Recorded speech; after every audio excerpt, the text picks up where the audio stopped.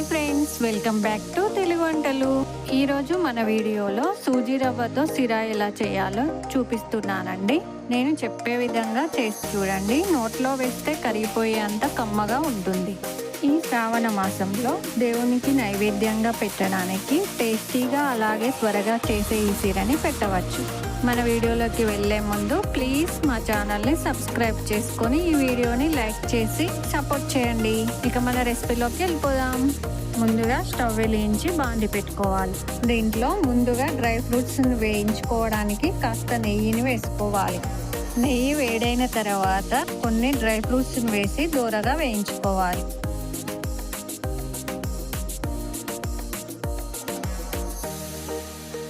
Fruits ని దూరగా వేగేలా stove ని లో ఫ్లేమ్ లో పెట్టి గరిటెతో అటు ఇటు కలుపుకుంటూ వేయించుకోవాలి.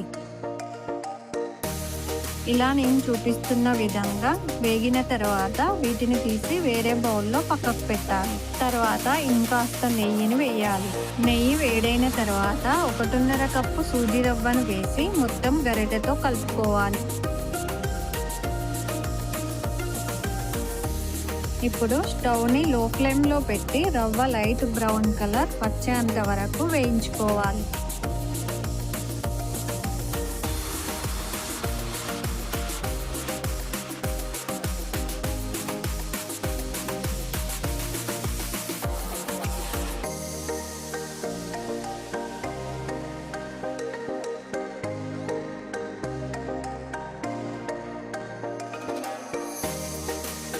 ఇలా రవ్వ లైట్ బ్రౌన్ కలర్లోకి వచ్చింది, చూసారా? ఇలా వచ్చాక దీంట్లో ఏ కప్పుతో అయితే రవ్వను తీసుకున్నామో అదే కప్పుతో 2 కప్పుల నీళ్లు పోయాలి. ఇలా నీళ్లను పోసి రవ్వని గరిటెతో కలుపుకుంటూ దగ్గర పడనివ్వాలి.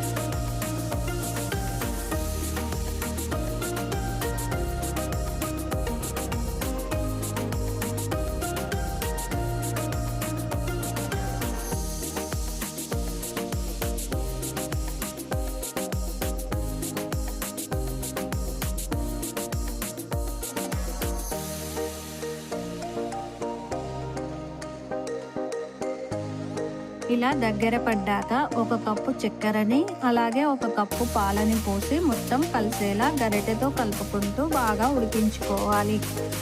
నేను 1 కప్పు చక్కెర వేస్తున్నానండి.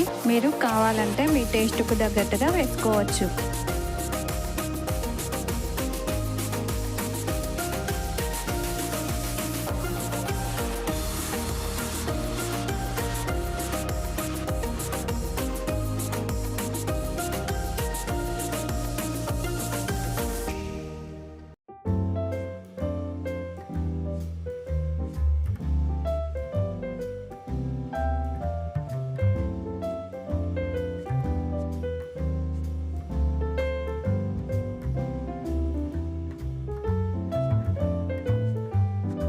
ఇలా కాస్త దగ్గర పడ్డాక ఫ్లేవర్ కోసం కొంచెం యాలకుల పొడిని వేసి బాగా కలిసేలా కలుపుకోవాలి.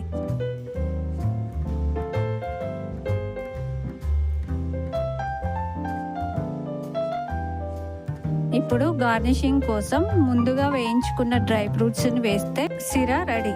మీరు కూడా ఇలా సింపుల్ గా మీ ఇంట్లో సిరాని నైవేద్యంగా లేదా ఏదైనా సందర్భంలో కూడా ఈ స్వీట్ ని త్వరగా చేసుకోవచ్చు.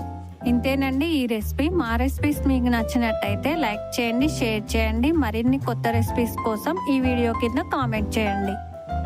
మరో కొత్త రెసిపీతో మీ ముందుంటాను. Thank you for watching.